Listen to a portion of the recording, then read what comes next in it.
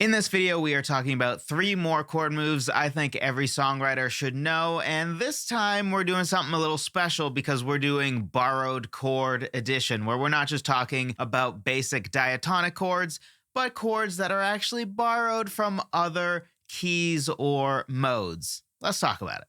So the first chord move to know is a major 4 to a minor 4 to a 1. So naturally occurring in every major key is going to be a major 4 chord, because we're going to have a major 1, major 4, and major 5 in every major key. Taking C major, we have C major, F major, and G major. So our major 4 chord in the context of C major would be C, D, E, F, F major. So our transition here would be a major 4 to a minor 4, F minor chord, to then a 1 chord.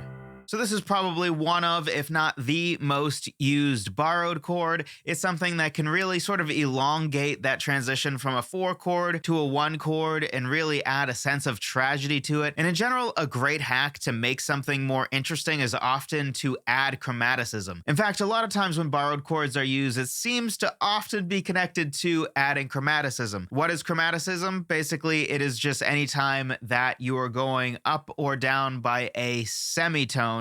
And really, it only sounds chromatic when you have at least 3 notes in a row that are moving up or down by semitones. And the reason for this is in any major or minor key, we at best have 2 notes in a row that are going to be just a semitone apart. So if we take C major, we have a whole tone, semitone, whole tone, whole tone, whole tone, semitone. And every major key is going to be exactly like that. So to have 3 notes in a row or more of just going up or down by a semitone, which if you don't know, a semitone is just the smallest interval we have in music. So it's 1 note to the very next note. That adds an interesting color that we have all heard before and just happens to add a lot of intrigue. So going back to our chord transition that utilizes a borrowed chord, we have our normal diatonic major 4, which for C major is an F major chord. We have an A, and then we have an F minor chord, which flattens the A to an A flat. And then we go to the C major chord, which has a G. So if you didn't catch it, we had this chromaticism inherent in that progression. We had A flat, and then we had G. So again, that basically just sounds chromatic because it's not just one transition that has a semitone, which happens all the time in major or minor keys, but the fact that it's 2 in a row, that's what adds that chromaticism that makes it interesting. So this minor 4 chord is simply borrowed from the parallel minor key. So if our song is in C major, we are essentially borrowing this chord from the key of C minor. If you're in G major, we are essentially borrowing this from G minor, etc. The next chord move utilizing a borrowed chord that I think every songwriter should know is a 1 to a flat 7. Now, if I were to guess, this is probably the single most utilized borrowed chord, or if not, it certainly is in that top echelon of borrowed chords that are used all the time. So this chord is most often seen and utilized in a way that it is borrowed from the Mixolydian mode. This video isn't about modes, so we won't go too deep into that, but just know that a Mixolydian mode is basically just a major key with a flat 7. This just takes a major key and makes it 1 little shade darker. So this is actually very commonly used in rock music that is still major. Take a lot of, say, 70s, 80s rock. A lot of that utilized the Mixolydian mode or borrowed this chord from the Mixolydian mode because it just helps to make a song feel less oppressively bright and happy, which is sometimes what you get in major. So if we would take C major, we have these notes. But if it were C Mixolydian, we would have. So it is about 1 shade darker, but it is still major because the Mixolydian mode is still fundamentally major. This chord transition you probably will immediately recognize and maybe didn't even ever think about how it actually is a borrowed chord. So very often you will have a chord progression that maybe stays on the 1 chord for a while,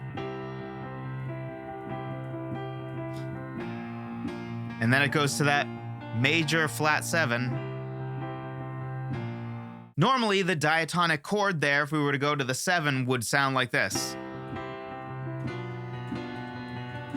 So you probably can see why a lot of songs opt not to utilize that diminished 7 chord, which is what's naturally occurring in major keys. It often sounds pretty gnarly and is borderline unusable in some genres, and certainly it can be made to be usable, but in a lot of cases a great way to sort of redeem the 7 chord and make it so that it's not that you just have the 1, 2, 3, 4, 5, and 6 chords, but you actually have the 7 chord as somewhat more usable, is really just to borrow this flat major 7 chord. Seen another way, every major key has exactly 3 major chords and 3 minor chords and 1 diminished chord, which is often not seen as very useful in the context of a major key. This allows us to still have those 3 major chords, those 3 minor chords, and then when we do want to use the 7, we just happen to use a flat 7 instead, and that makes it a 4th major chord we have to use. And because we aren't talking about this as a whole song in the Mixolydian mode, but a true borrowed chord,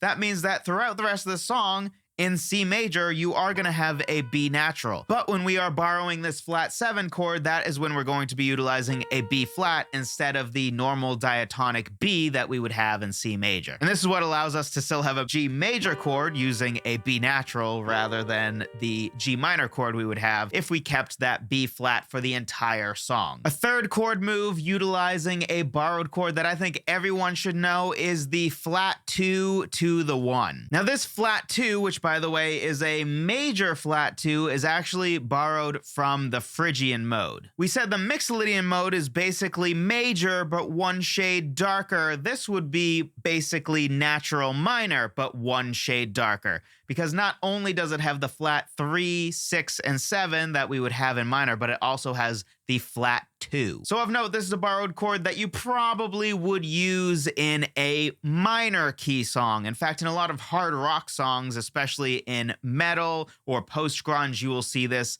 quite a lot. And the reason for this is that the Phrygian mode tends to sound very aggressive. If you think of minor and natural minor as more sad, maybe angry, depending on how it's used, obviously you can draw way more emotions than that, but by default it kind of is in that more sad, more angry sound. Phrygian tends to add a tad bit more aggression to that anger. So if you listen to a lot of hard rock music, you may have heard a transition that's something like this before.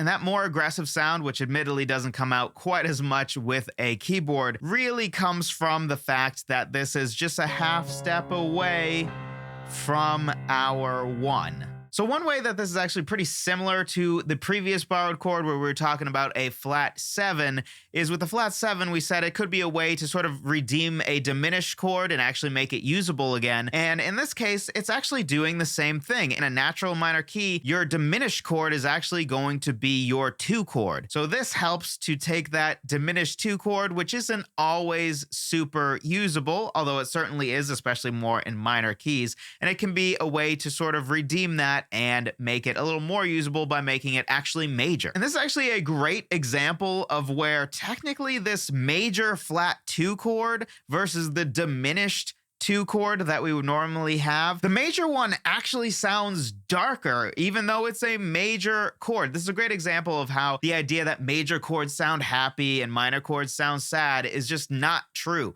It has some truth to it by itself. With no context, that's true. Right, the second one sounds a little bit sadder, a little bit darker, but that's because it doesn't have any context. In context of songs, major chords can sound really dark, minor chords can actually sound fairly happy, so it really depends on how they are used. Something else this borrowed chord transition gets us is essentially a leading tone that goes down, because a leading tone is always basically when you have 2 notes that are a semitone apart and one really wants to go to the other. Normally you think of this as a 7 to an 8 in a major key, like that in C major, although technically the E to the F in C major, which would be the 3 to the 4, also technically is a leading tone, because people don't think about that as much. But this is essentially adding another leading tone to your minor key song if you are borrowing this, because you have this C minor chord, but then you have that now semitone apart because you're adding that flat 2 rather than the natural 2 you normally would have. This just does not have the same darkness and aggression and drive as. So especially if you're doing a darker or more aggressive song, or especially if you're doing some rock music, this can be a great way to go. If your song is normally a natural minor, think about borrowing that flat, technically major 2 chord to really get that awesome aggressive sound. Also, last note on this, if you didn't know, the Phrygian mode is actually where we get that Jaws soundtrack sound, which is from this exact same transition, really. That whole theme is, which is that same in the context of C, we would have C to C sharp, or in this case, D flat, C, D flat, C, D flat, C, D flat, which is the same as just the opposite direction. So that Jaws kind of aggressive, really kind of scary sound is actually coming from the Phrygian mode. So hopefully this was helpful to you. If it was, something you'll likely find helpful is my free keys cheat sheet. Maybe you don't know that much about keys, and when I talk about 4 chords and 7 chords and all that, you're just like, what even? I don't even know what keys are or what chords I have in what key. I know I have a song that has a G major chord and an A minor chord. I don't know what key it's in. If you are someone like that, be sure to check out my free keys cheat sheet, because it gives you every single key, all the notes in every key, and all of the main chords, aka the main triads that are naturally occurring in that key. So it's really easy to figure out, oh, I have a G major chord, an A minor chord, and a D major chord. Oh, it appears that this song is almost definitely in